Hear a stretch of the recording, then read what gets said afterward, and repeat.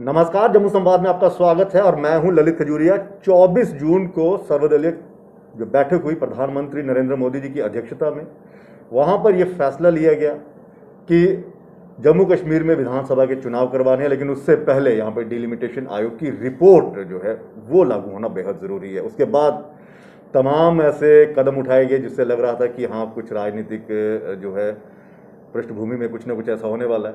वही हुआ और डिलिमिटेशन कमीशन की जो टीम है वो आज जम्मू कश्मीर के 4 दिवसीय दौरे पर है। अब कहा जा रहा है कि जम्मू कश्मीर में नया एक जो रिपोर्ट आएगी, क्योंकि राज्य का पुनर्गठन होगा, यानी कि ये यूटी है, और उसके हिसाब से यहाँ पर सीट्स वगैरह विधानसभा की देखी जाएगी, कितनी सीटें यहाँ पर देनी है, क्या करना है, क्या कुछ करना है, वो तो जो आयोग है वो उस तरह का जब रिपोर्ट बनाएगा वो अलग बात है। लेकिन सवाल ये है कि क्या ये वाकई ईमानदारी के साथ हो रहा है? ये जो आयोग आया है यहाँ पर, क्या ये ईमानदारी बरतेगा? क्योंकि एकजुट जम्मू के चेयरमैन अंकुर शर्मा, जो वरिष्ठ वकील भी हैं, वो लगातार ये कह रहे हैं कि अगर यहाँ पे डिलिमिटेशन करवानी है तो जो सेंसस है वो 2011 का नहीं होना चाहिए। लेकिन जो रिपोर्ट्स आ रही हैं वो कह रही हैं कि इसी के आधार पर होगा। अंकुश शर्मा कह रहे हैं ये फ्रॉड था, ये फर्जी वो था, सेंसस था। इसी पर चर्चा करने के लिए अंकुश शर्मा जी हमारे साथ है। सर, आप लगातार कह रहे हैं कि 2011 के सेंसस पर ये जो डिलिमिटेशन अपनी रिपोर्ट देगा, ये एक किस्म का फर्जी था। वो आप शुरू से इसकी आवाज़ उठाए जा रहे हैं, इसके खिलाफ आवाज़ उठा रहे हैं। अब तो जम्मू की भी जो पॉलिटिकल पार्टीज उन्होंने भी कहा कि ये फर्जी था, इसके आधार पर नहीं होगा। तो फिर मुझे ये बताइए, करने क्या आया हुआ है डिलिमिटेशन जो आया कमीशन की जो टीम है यहाँ पर? देखिए, हम तो कई वर्षों से ये मांग उठा रहे थे कि जो नई डिलिमिटेशन जम्मू कश्मीर में होगी वो 2021 के सेंसस पे के आधार पे होनी चाहिए, वो 2011 के सेंसस के आधार पे नहीं होनी चाहिए। कारण यही था कि 2011 का सेंसस फज्ड है, एंटी जम्मू है, टेबल सेंसस है, टेबल पे बैठ के नंबर्स चेंज किए गए हैं। बहुत सारे हमने तथ्य भी कंपैरेटिव एनालिसिस करने के बाद पब्लिक डोमेन में रखे, जिससे ये तय हो गया कि ये सेंसस जो है वो फज्ड है, फ्रॉड है। इसके अलावा आपने बहुत सारे एक्सपर्ट्स को न्यूज़पेपर्स में आर्टिकल्स लिखते हुए देखा होगा, जिन्होंने डिटेल्ड आर्टिकल्स में वो तमाम पहलुओं पे चर्चा करके ये साबित करने की कोशिश की कि 2011 का सेंसस फ्रॉड है, फज्ड है। आज ही आपने एक समाचार पत्र में जिसमें एकजुट जम्मू का भी बयान छपा है, साथ ही साथ बीजेपी, भारतीय जनता पार्टी भी कह रही है, इनफैक्ट रूलिंग पार्टी बीजेपी का बयान भी छपा है, कांग्रेस का बयान भी छपा है और पैंथर्स पार्टी का भी बयान छपा है, जिसमें वो तमाम ये कह रहे हैं जो हमने कई वर्ष पहले कहना शुरू किया कि 2011 का सेंसस ठीक नहीं है, जम्मू के फेवर में नहीं है, तो आपको 2011 के सेंसस के आधार पर डिलिमिटेशन नहीं करवानी चाहिए। ये उन्होंने बात कही।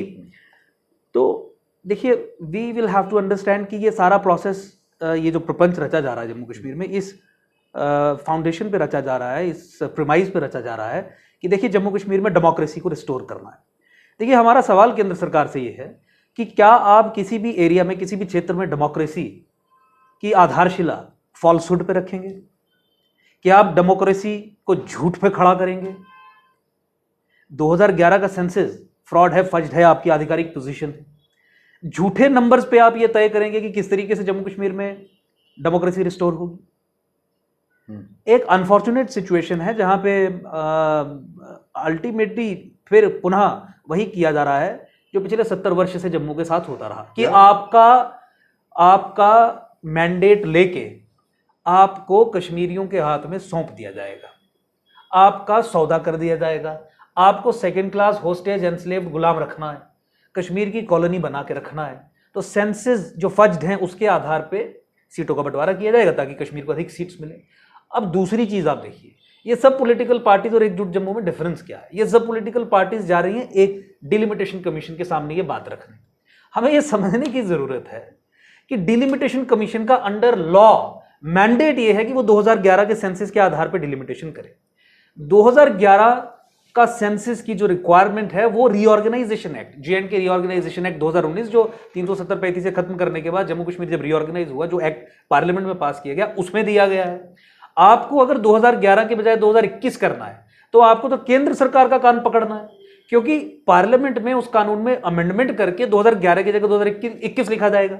तो मान लीजिए आप डिलिमिटेशन कमीशन को ये समझा भी लेते हैं कि 2021 के आधार पर होना चाहिए, फिर भी डिलिमिटेशन कमीशन ये कहेगी कि हम तो नहीं कर सकते, कानून से हम बाध्य हैं, हमें तो 2011 के दूसरा- सेंसस के आधार पे दूसरा- करना है। दूसरा- डिलिमिटेशन कमीशन का ये मैंडेट या स्कोप ही नहीं है। ये वैसे ही हो गया कि आप किसी डॉक्टर के पास जाएं और जनता को आके बाहर बोलें कि देखिए मैंने डॉक्टर को एफआईआर लगवाने के लिए कह दिया। डॉक्टर एफआईआर लगाएगा कि एसएचओ एफआईआर लगाएगा? मेडिकल वाले एफआईआर डॉक्टर वाला लगाएंगे। तो अपना काम करेगा तो ना, जब आप वो तो इलाज डिलिमिटेड करेगा ना। जब तो एफआईआर पुलिस स्टेशन बिल्कुल, वाला, बिल्कुल। तो जो आपको केंद्र सरकार से डिमांड करनी है, कानून में बदलाव की मांग केंद्र सरकार से करनी है। अगर आप वो जाके डिलिमिटेशन मैं वही तो कह रहा हूं। देखिए मैं कुछ और कह रहा हूं, डिलिमिटेशन कमीशन के सामने जाके कह भी देंगे तो वो तो पॉलिटिकल गिमिक्री हो नहीं, जाएगी। दूसरा एक और है ना, और आप राज्य डिलिमिटेशन का नहीं नहीं पुनर्गठन देखिए, देखिए। इस अनहोली प्रोसेस को आप लेजिटिमाइज कर देंगे। जब कोई प्रोसेस विशिएटेड है, जब कोई प्रोसेस है ही गलत और आप उसमें जब पार्टिसिपेट कर लेते हैं, फिर आप ये राइट खो बैठते हैं कि ये प्रोसेस गलत था। फिर वो ये कह के डिसमिस कर देंगे कि एक डिफरेंस ऑफ ओपिनियन है, 2021 का सेंसस का डेटा हमारे पास नहीं है,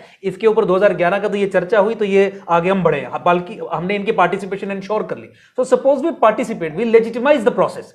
जब हम लेजिटिमाइज करते हैं प्रोसेस तो लॉक स्टॉक एंड बैरल उसे ओवरथ्रो नहीं किया जा सकता। Therefore Ekjut Jammu has decided to boycott it. हम पॉलिटिकल गिमिक्री में विश्वास नहीं रखते। हम केंद्र सरकार को ललकार यहां से भेज रहे हैं कि आपको रीऑर्गेनाइजेशन एक्ट को अमेंड करके 2021 के सेंसस के आधार पर डिलिमिटेशन करवानी है। इस डिलिमिटेशन कमीशन को डिसबैंड करवाइए। जो डिलिमिटेशन कमीशन ही अनहोली है, इलेजिटिमेट है, अपनी प्रेजेंस से हम उसे लेजिटिमेट कैसे करवा दें? और ये जानते हुए कि अगर डिलिमिटेशन कमीशन हमारी इस अवधारणा के साथ सहमत भी हो जाए फिर भी कुछ नहीं कर सकती।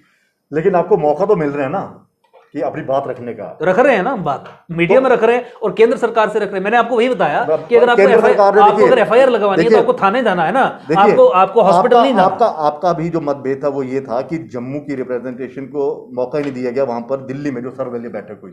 अब आपको मौका दे रहा तो आप नहीं, हमारी पोजीशन कंसिस्टेंट है।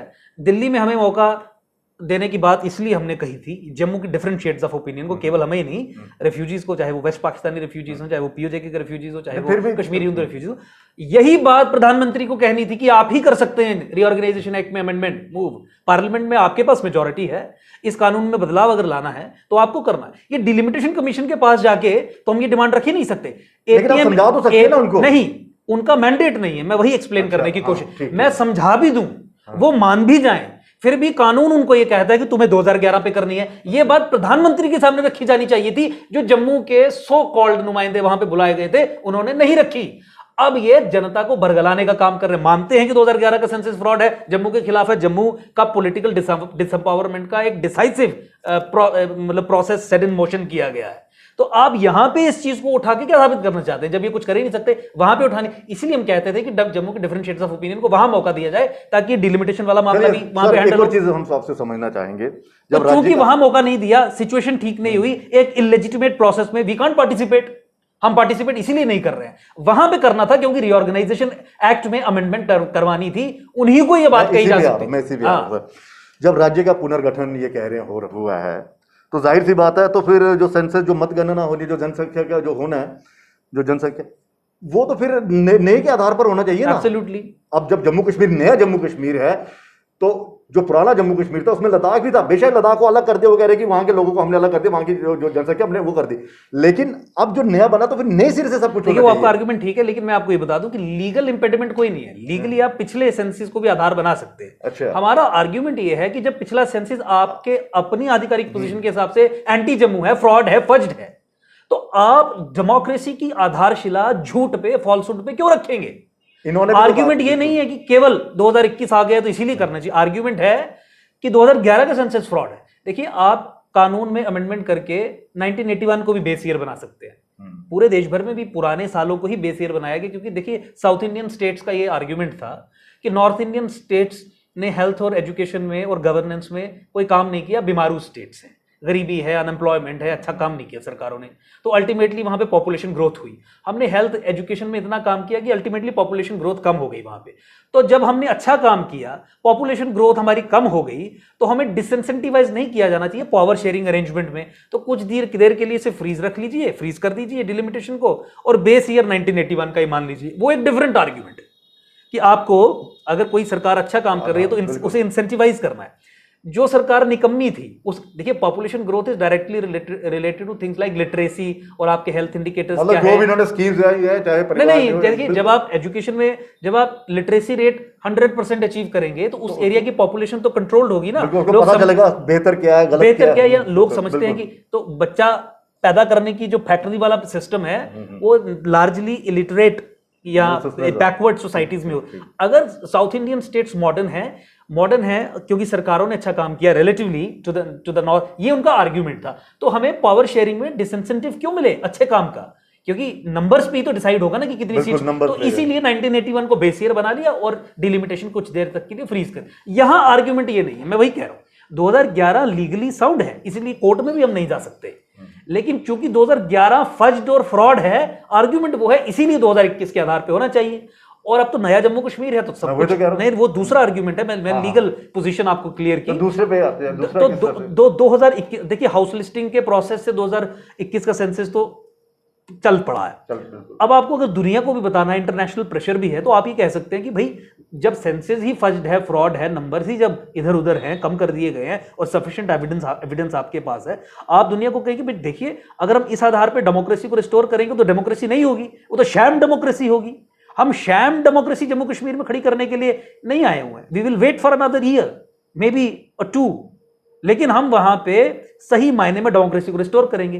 सही मायने में डेमोक्रेसी रिस्टोर करनी है तो जो नंबर्स हैं, डिलिमिटेशन एक्ट आप पढ़ेंगे उसमें क्लियरली लिखा है कि पॉपुलेशन सेंसस फिगर्स के आधार पे तय करना है कि किस रीजन को कितनी सीट्स देनी है। Population is the fundamental point. दूसरी चीजें हैं एडमिनिस्ट्रेटिव कन्वीनियंस, ज्योग्राफिकल कंटिन्यूटी, वो एटसेट्रा 2-3 पैरामीटर्स है, लेकिन उससे ये मुख्यतः निर्णय नहीं होता कि अधिक सीट्स किसको मिलेंगी। अधिक सीट्स उसी एरिया को मिलेंगी जिसकी सेंसस के हिसाब से पॉपुलेशन अधिक है। अब लखनपुर की मैं एग्जांपल देता हूं, ये कुछ एडमिनिस्ट्रेटिव कन्वीनियंस और ज्योग्राफिकल कंटिन्यूटी वगैरह एटसेट्रा जो दूसरे पैरामीटर्स मैं वो समझाने की कोशिश करता हूं, उससे ये अपनी जनता को बरगलाने का काम करें। आप लखनपुर जानते हैं, कठुआ से बिल्कुल सटा हुआ है, नेशनल हाईवे से कनेक्टेड है, 5 मिनट लगते हैं कठुआ हेडक्वार्टर से लखनपुर पहुंचने में, या 7 मिनट लगते होंगे। लखनपुर जो है, जो अदरवाइज कठुआ में होना चाहिए था ज्योग्राफिकल कंटिन्यूटी के आधार पे, एडमिनिस्ट्रेटिव कन्वीनियंस के आधार पे, वो बसोली के साथ है। लखनपुर वालों को एमएलए बसोली है। तो ये जो दूसरा फैक्टर ये ऐसे होगा कि लखनपुर बसोली में नहीं होगा, लखनपुर कठुआ में आ जाएगा।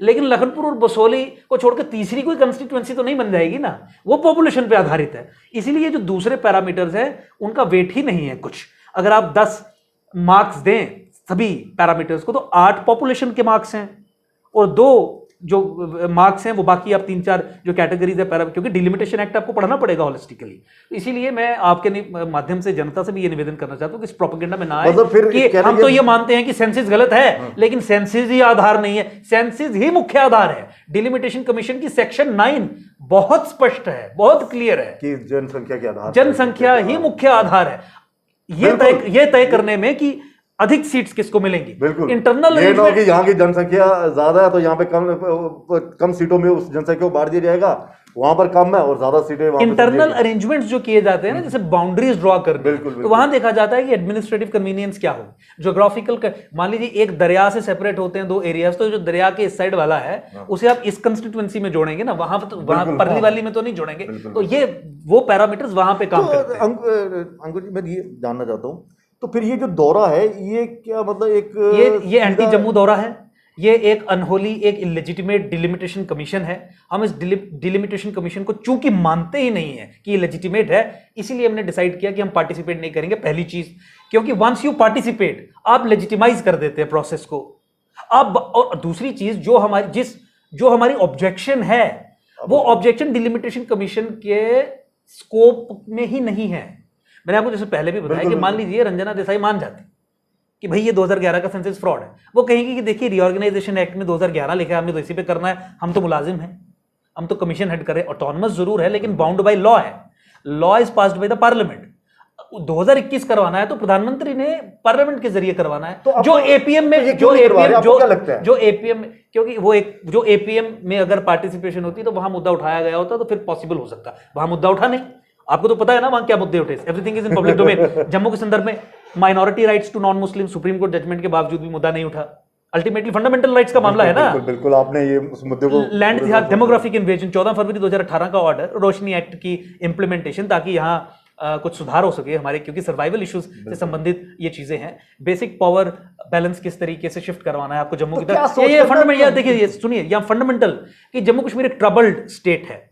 यहाँ पे 370-35 एब्रोगेशन के बाद नया सिस्टम आपको खड़ा करना है। उस नए सिस्टम में क्या आप हाफ सेपरेटिस्ट जो सेल्फ रूल ऑटोनॉमी सेपरेटिस्ट के साथ मिलकर सारा प्रपंच रचाते हैं, एंटी इंडिया सारे सेंटीमेंट पे इलेक्शन, क्या आपको हाफ सेपरेटिस्ट को सत्ता सौंपनी है या आपको नेशनलिस्ट को सत्ता सौंपनी है? देखिए फंडामेंटल क्वेश्चन था, क्या इस पर चर्चा हुई? अगर जम्मू के डिफरेंट शेड्स ऑफ ओपिनियन को वहां पे जगह होती, बात रखने का मौका दिया होता, तो वहां पे ये बात आती कि नहीं आती? जम्मू के संदर्भ में एक भी बात हुई हो तो मुझे बता दीजिए। ये सिर्फ इतना ही रैलियों में आके और टीवी इंटरव्यू, नहीं रैलियों में आके और टीवी इंटरव्यूज में आके ये कहते हैं जम्मू से 6 थे, वहां से 7 थे जम्मू से। आपको सवाल जो इनसे पूछना है नौटंकीबाजों से, वो ये पूछना है कि जम्मू का कौन सा मुद्दा इशू डिस्कस हुआ? वो कह रहे सारे मुद्दे, कौन सा नाम लीजिए ना, 370-35 से डिस्कस को लेकर हुआ। किसको लेके? स्टेटहुड जम्मू का मुद्दा ही नहीं है। जम्मू का मुद्दा तो डिलिमिटेशन है। अगर डिलिमिटेशन इसके आधार पे स्टेटहुड आप दे देंगे तो अल्टीमेटली फिर से वो 370 और 35 से पहले का सिस्टम रेजरेक्ट हो जाएगा। स्टेटहुड का मुद्दा तो कश्मीर का है। महबूबा मुफ्ती अगर आज पार्टिसिपेट नहीं कर रही हैं तो इसी कारण से नहीं कर रही है ना कि स्टेटहुड इलेक्शन से पहले नहीं दिया जा रहा है, या फिर 370 और 35 जो मुद्दे उन्होंने वहां पे उठाए, ठीक है उनको बीच में टोका गया, बट एनी हाउ मुद्दे उठाए, आइडियोलॉजिकल पोजीशंस जो उनकी हैं वो इंटैक्ट थी, उन्होंने अपनी आइडियोलॉजिकल पोजीशंस प्रधानमंत्री के सामने रखी उस तरीके से। उसमें सफलता मिली नहीं मिली, यही तो समझने की कोशिश कर रहा हूं। मैं आपका जवाब, वो एक पैराडाइमल, खुश करने के लिए, ना केवल खुश करने के लिए, दिल्ली के साथ एक पैराडाइमल इशू है। पॉलिसी लेवल पे एक पैराडाइम एक बन चुकी है जिसको 2014 के बाद ये सरकार भी उसे ट्रांसेंड नहीं कर पाई। वो क्या है कि जम्मू कश्मीर को कश्मीरी मुसलमान के हाथ में देके चलाना। जम्मू इस टोटल अरेंजमेंट में एक ब्लाइंड स्पॉट है, एक डोरमैट है, एक बफर है जिसे जिहादी शॉक्स एब्जॉर्ब करने हैं। जम्मू को होस्टेज, एनस्लेव्ड, गुलाम, सेकंड क्लास रखना है आपको, क्योंकि जब आपको कश्मीरी मुसलमान के हाथ में सत्ता देनी है तो उसमें निहित है कि जम्मू सेकंड क्लास रहेगा। अब कश्मीरी मुसलमान को सत्ता क्यों देनी है? जो दिल्ली की सोच है 1947 ऑनवर्ड्स अभी तक, कि देखिए जम्मू कश्मीर एक मुस्लिम मेजॉरिटी स्टेट है। इस मुस्लिम मेजॉरिटी स्टेट में अगर डेमोक्रेसी का चेहरा मुसलमान होगा तो यानी डेमोक्रेसी को सक्सेसफुल मुसलमान बनाएगा, तो दुनिया को हम बता सकते हैं कि तो हिंदुस्तान की डेमोक्रेसी और सेक्युलरिज्म की बहुत बड़ी विक्ट्री है। ये देखिए बड़ी फ्लॉड फॉर्मुलेशन। तो इसका मतलब कि जो जम्मू में चाहे वो अगर हिंदुओं की बात करें या जो राष्ट्र जो लोग हैं चाहे मुस्लिम लोग, उनकी बलि दी जा रही है कि नहीं? देखिए मेरी कुछ कश्मीरी मुसलमानों से बात हुई, उन्होंने ये कहा कि 2-3 साल पहले, ये इनफैक्ट 370-35 के एब्रोगेशन के बाद हमने प्रो इंडिया स्टांस लेना बहुत स्ट्रांगली लेना शुरू कर दिया पब्लिक डोमेन में।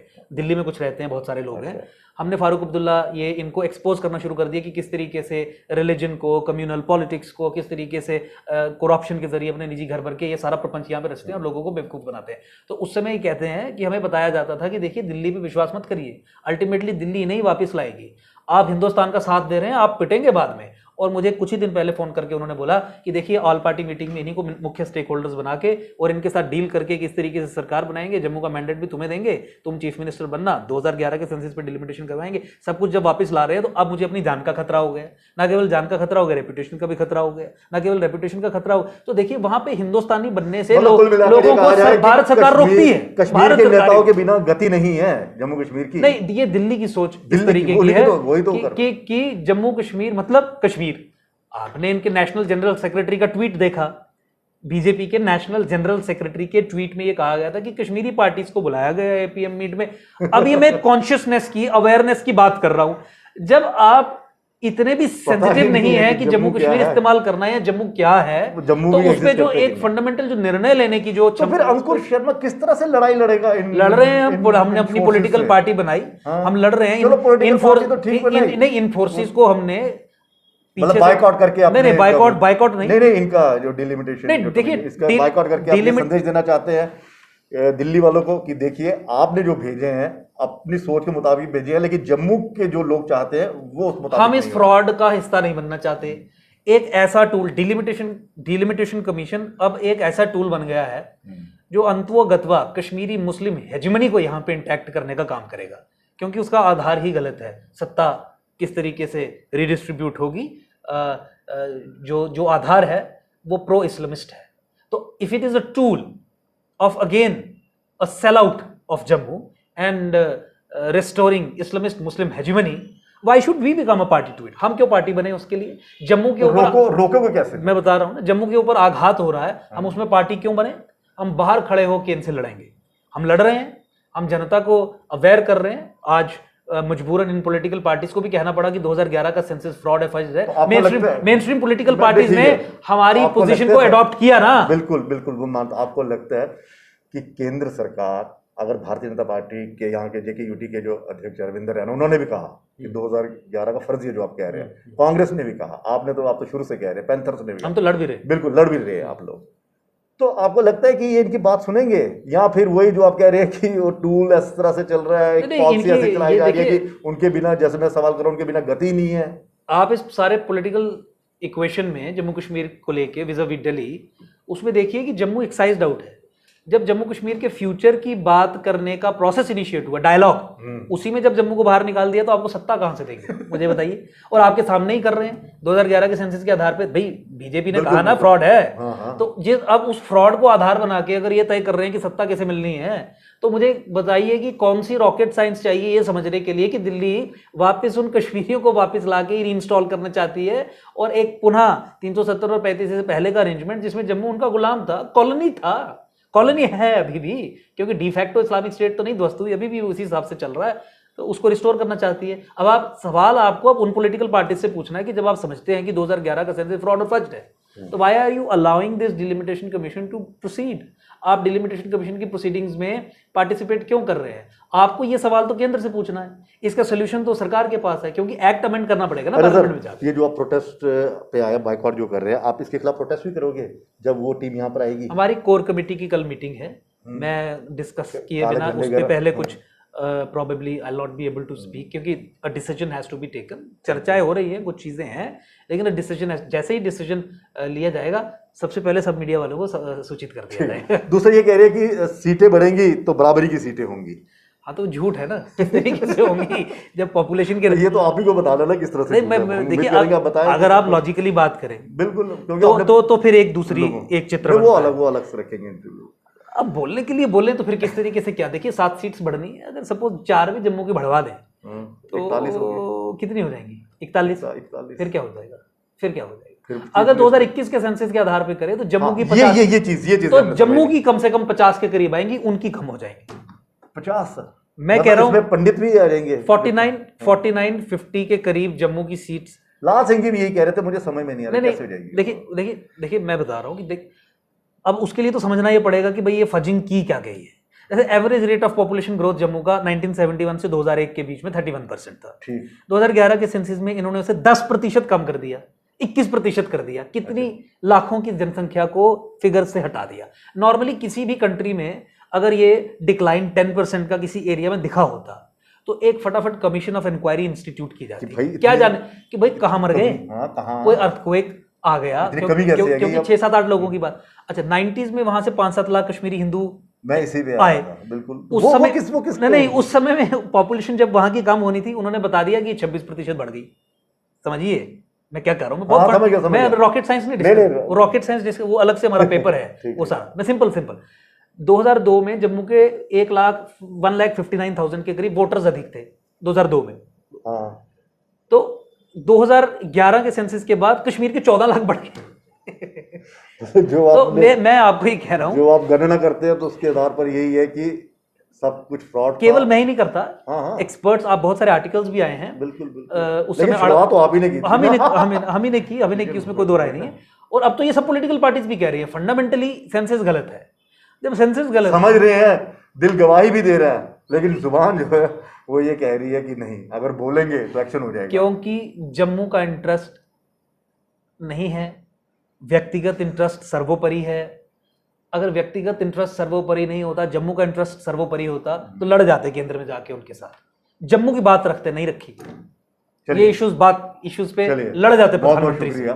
अगर जम्मू का इंटरेस्ट होता तो केंद्र से लड़ जाते और कहते कि 2011 के जनसंख्या के आधार पर जो आप डिलिमिटेशन करवा रहे हैं वो फ्रॉड है, वो फर्जी है, आपको नए तरीके से करवाना है। लेकिन ऐसा नहीं है। अंकुर शर्मा की जो लड़ाई है वो शुरू से यही है, पिछले 4-5 साल से यही कह रहे हैं कि ये जो जनगणना है वो गलत है, और 2011 के जो जनगणना होते वो एकदम से फर्जी था, इस पर इंक्वायरी बैठनी चाहिए। लेकिन सवाल ये है कि अगर सब कुछ यही हो रहा है तो फिर ये जो टीम आ रही है करने क्या आ रही है? अगर जम्मू के जो यहाँ के नुमाइंदे हैं या सिविल सोसाइटी के या नई नई जो राजनीतिक पार्टी है वो इसका विरोध कर रही हैं, तो फिर ऐसा क्या है कि इनकी आवाज़ क्यों नहीं सुनी जा रही, क्यों सर्वदलीय बैठक में इनको इग्नोर किया गया, इसका जवाब भी देना पड़ेगा। लेकिन फिलहाल यही है कि बाइकआउट कर रहे हैं। लेकिन अब बाइकआउट का तरीका क्या होगा, वो अंकुर जी कह रहे हैं कि अपनी पार्टी के साथ मिलकर जो बड़े बड़े इनके जो सदस्य हैं, जो मेंबर्स हैं, उनके साथ डिस्कस करेंगे किस तरह से विरोध करने वाला बात है। लेकिन इतना ज़रूर है कि ये अब गले की फांस बन गया है केंद्र सरकार के लिए कि अब सुने तो सुने किसकी।